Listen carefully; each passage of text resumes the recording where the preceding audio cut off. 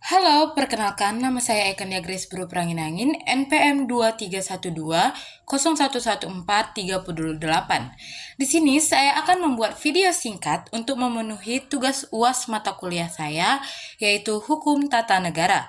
Adapun dua hal yang akan saya sampaikan antara lain, yang pertama adalah kesimpulan pembelajaran HTN, seperti mengapa HTN penting dan sebagainya. Yang kedua yaitu ulasan dan kesimpulan satu materi yang paling menarik dan mudah dipahami menurut saya, sehingga penonton video memahami materi yang akan saya jelaskan. Langsung saja pada hal yang pertama, yaitu kesimpulan pembelajaran Hukum Tata Negara atau HTN. Pembelajaran Hukum Tata Negara atau HTN di semester 2 ini memiliki peran yang sangat vital dalam membentuk pemahaman mendalam mengenai mekanisme hukum dan politik yang mengatur kehidupan bernegara. Nah, berikut adalah kesimpulan komprehensif mengenai pentingnya HTN, konsep dan prinsip dasarnya, serta implikasi praktisnya dalam konteks bernegara. HTN adalah salah satu pilar utama dalam memahami cara kerja pemerintahan dan interaksi antara negara dan warganya. Nah, HTN itu menyediakan kerangka dasar yang mengatur struktur dan fungsi negara. Ini meliputi pembentukan lembaga-lembaga negara seperti eksekutif, legislatif, dan yudikatif, serta hubungan antar lembaga tersebut. Dengan pemahaman yang baik tentang HTN, kita dapat memahami bagaimana kebijakan publik dibuat, lalu diimplementasikan, dan juga diawasi. Nah, pengetahuan ini penting tidak hanya bagi mereka yang bekerja di bidang hukum dan juga pemerintahan, tetapi juga bagi setiap warga negara yang ingin memahami hak dan kewajiban mereka, serta peran negara dalam melindungi hak-hak tersebut. Nah, HTN juga memastikan bahwa semua tindakan pemerintah sesuai dengan konstitusi dan hukum yang berlaku. Ini berfungsi sebagai mekanisme pengawasan untuk mencegah penyalahgunaan kekuasaan oleh pihak eksekutif maupun juga pihak legislatif. Nah, dengan demikian, HTN berperan dalam menjaga suatu kedaulatan hukum, yaitu prinsip bahwa negara harus dijalankan berdasarkan hukum dan tidak atas kehendak sewenang-wenang dari individu atau kelompok tertentu. Pengetahuan ini memberi warga negara ataupun rakyat untuk mengawasi pemerintah dan menuntut akuntabilitas atas tindakan yang dilakukan. HTN juga berfungsi untuk memahami dan melindungi hak asasi manusia seperti yang kita pelajari. Nah, konstitusi sebagai dasar hukum tertinggi seringkali mencakup berbagai hak dan kebebasan fundamental yang harus dihormati oleh negara. Nah, dengan mempelajari HTN, kita dapat memahami hak-hak ini dan bagaimana mereka dapat ditegakkan melalui sistem hukum. Ini mencakup hak-hak sipil dan politik, atau hak ekonomi, sosial, budaya, serta perlindungan terhadap diskriminasi. Lalu pengetahuan ini sangat penting untuk memastikan bahwa negara bertindak adil dan melindungi kepentingan semua warga negara tanpa terkecuali.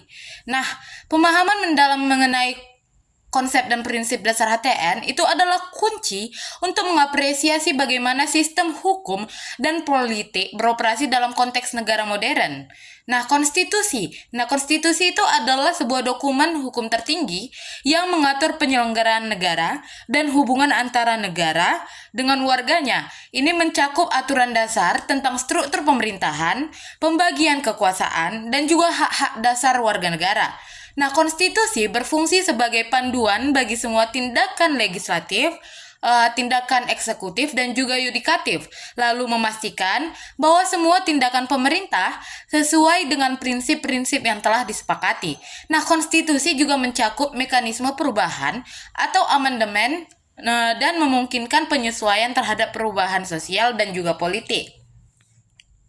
Lalu, di dalam HTN, prinsip kedaulatan rakyat itu menegaskan bahwa kekuasaan tertinggi dalam negara berada di tangan rakyat. Nah, ini mencerminkan prinsip demokrasi di mana pemerintah dipilih oleh dan bertanggung jawab kepada rakyat. Nah, dalam sistem ini, rakyat memiliki hak untuk memilih pemimpin mereka melalui pemilu yang bebas dan adil, serta berpartisipasi dalam proses pembuatan kebijakan. Nah, kedaulatan rakyat juga berarti bahwa pemerintah harus transparan dan akuntabel. Nah, dengan mekanisme pengawasan oleh rakyat untuk memastikan bahwa kekuasaan tidak disalahgunakan.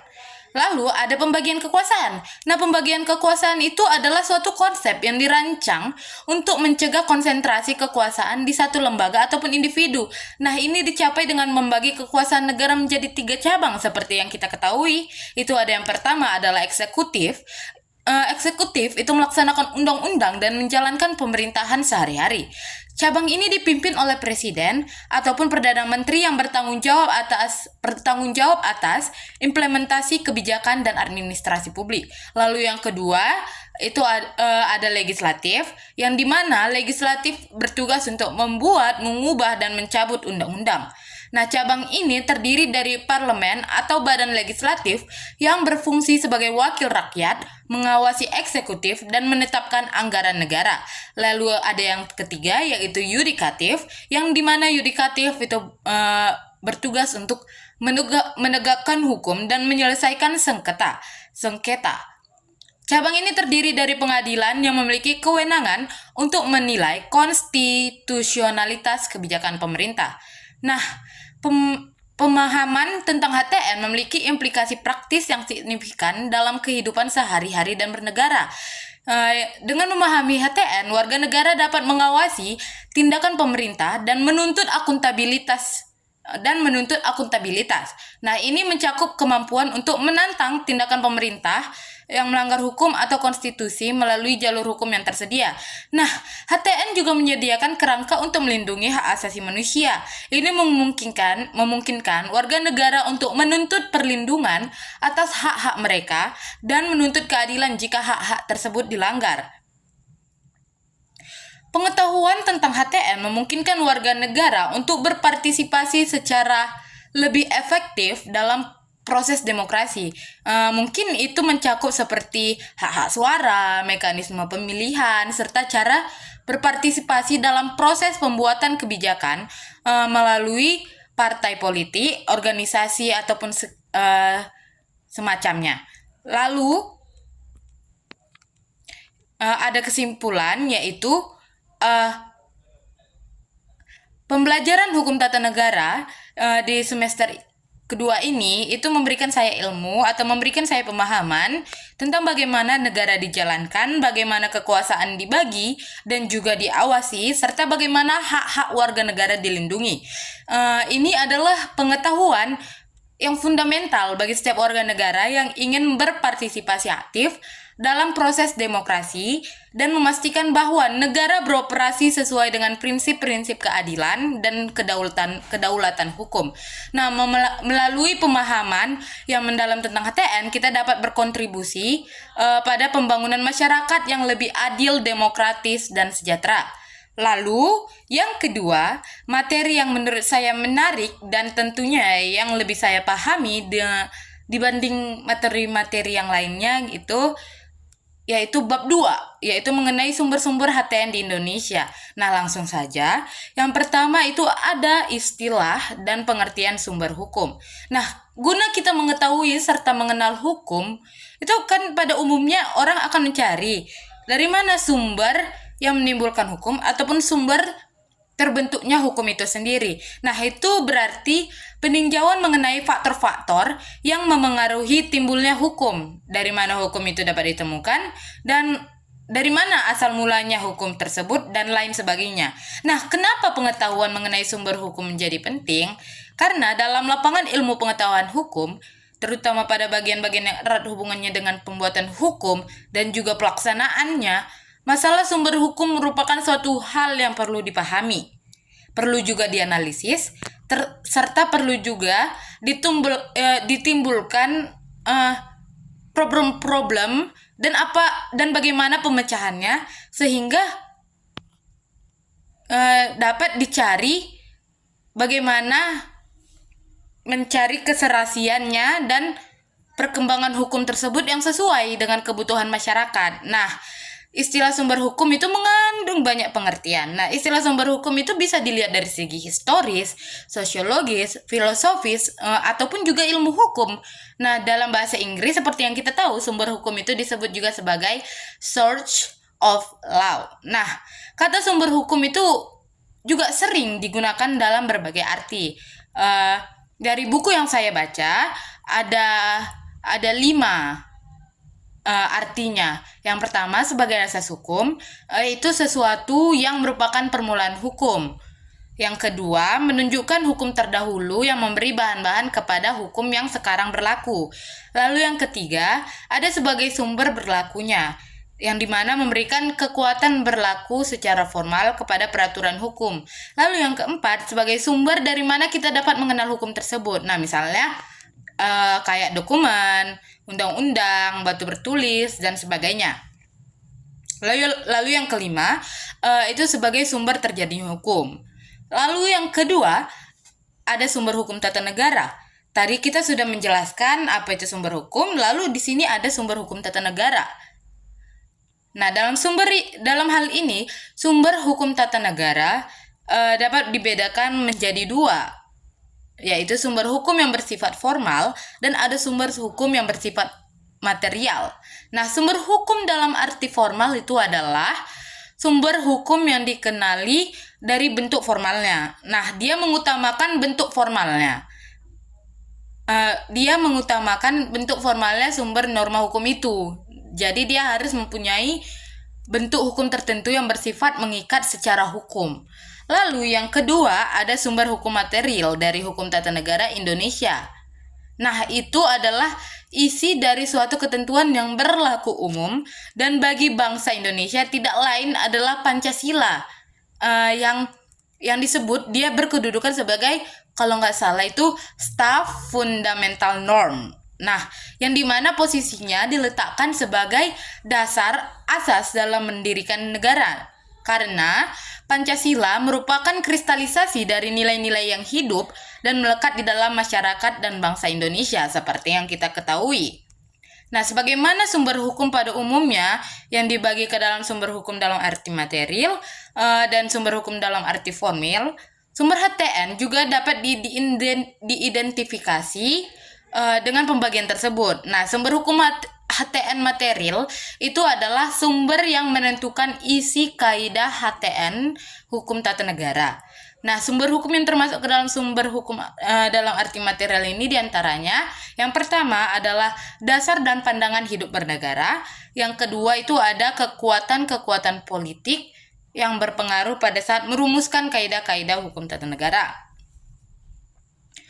Adapun sumber hukum dalam arti formal terdiri dari yang pertama, hukum perundang-undangan ketatanegaraan. Nah, seperti yang kita ketahui, hukum perundang-undangan itu adalah sebuah hukum yang tertulis. Bukan lisan, tapi tertulis. Nah, dibentuk dengan cara-cara tertentu oleh pejabat yang berwenang, dan hal tersebut dituangkan dalam bentuk tertulis. Nah, disebut hukum perundang-undangan. Kenapa? Karena dibuat atau dibentuk dan diterapkan oleh badan yang menjalankan fungsi perundang-undangan tersebut, yang bisa kita sebut sebagai legislator. Nah, segala bentuk hukum tertulis, baik yang merupakan undang-undang dalam arti formal maupun undang-undang dalam arti material, tercakup dalam istilah ketentuan perundang-undangan. Nah, yang kedua, hukum adat ketatanegaraan. Hukum adat ketatanegaraan itu merupakan hukum asli bangsa Indonesia yang tidak tertulis. Kalau tadi kita berbicara tentang yang tertulis, nah hukum adat ini dia tidak tertulis. Nah, dia tumbuh dan dipertahankan dalam persekutuan masyarakat hukum adat. Nah, hukum adat diakui sebagai salah satu hukum yang berlaku. Dia mengikat itu bukan pada anggota persekutuan masyarakat aja, melainkan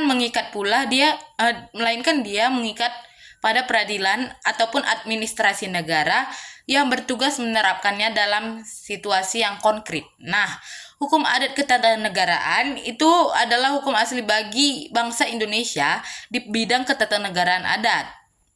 Walaupun hukum tata negara adat semakin berkurang peranannya pada saat zaman yang semakin maju ini, walaupun begitu masih dalam beberapa hal dia tetap masih nampak pada penyelenggaraannya, seperti kayak mungkin musyawarah desa gitu. Nah, hukum adat tata negara ini berangsur-angsur diganti oleh hukum perundang-undangan dan konvensi. Nah, lalu yang ketiga ini tadi, hukum kebiasaan ketatanegaraan atau yang biasa disebut konvensi ketatanegaraan. Pengertiannya yaitu hukum yang tumbuh dalam praktik penyelenggaraan negara untuk dia melengkapi, menyempurnakan, dan menghidupkan kaidah-kaidah hukum perundang-undangan ataupun hukum adat ketatanegaraan. Lalu yang keempat itu ada jurisprudensi ketatanegaraan. Jurisprudensi ketatanegaraan ini itu adalah kumpulan keputusan-keputusan pengadilan mengenai persoalan ketatanegaraan yang setelah disusun secara teratur, lalu memberikan kesimpulan tentang adanya ketentuan-ketentuan hukum tertentu. Lalu yang kelima itu ada hukum perjanjian internasional ketatanegaraan. Hukum perjanjian internasional atau ketatanegaraan ini bisa disebut sebagai traktat juga, ialah persetujuan yang diadakan oleh Indonesia dengan negara-negara lain, yang dimana Indonesia telah mengikat diri untuk menerima hak-hak dan kewajiban yang timbul dari perjanjian yang diadakan tersebut. Nah, traktat itu merupakan sumber hukum yang penting, seperti sumber hukum yang lainnya. Nah, untuk itu tidak cukup traktat atau perjanjian tersebut ditandatangani oleh Indonesia, namun harus pula mendapat pengesahan sebelum perjanjian tersebut mengikat. Lalu yang keenam itu adalah doktrin ketatanegaraan. Doktrin ketatanegaraan itu adalah ajaran-ajaran tentang hukum tata negara yang ditemukan dan dikembangkan di dalam dunia ilmu pengetahuan sebagai hasil penyelidikan ataupun hasil pemikiran gitu, berdasarkan logika yang berlaku. Nah, contoh traktat itu ya seperti pendapat sarjana hukum. Nah, pendapat sarjana hukum itu mungkin yang terkemuka ataupun terkenal. Jadi itu sebagai sumber tambahan yang penting. Kenapa? Karena kadang ada kalanya, bahkan sering gitu, hukum kebiasaan itu nggak tampak bagi masyarakat. Jadi pentingnya sebuah traktat ataupun pemikiran dari sarjana-sarjana hukum. Nah, semua sumber ini itu membentuk kerangka hukum ketatanegaraan Indonesia dengan masing-masing jenis memiliki peran penting dalam mengatur dan menyempurnakan sistem hukum negara. Jadi, kita sebagai mahasiswa hukum sedikit lebih tahu apa itu sumber hukum dan jenis-jenis sumber hukum HTN di Indonesia dan sebagainya. Nah, demikian pemaparan dari saya. Mohon maaf bila ada kesalahan kata dan kesalahan atas tingkah laku saya. Saya ucapkan terima kasih.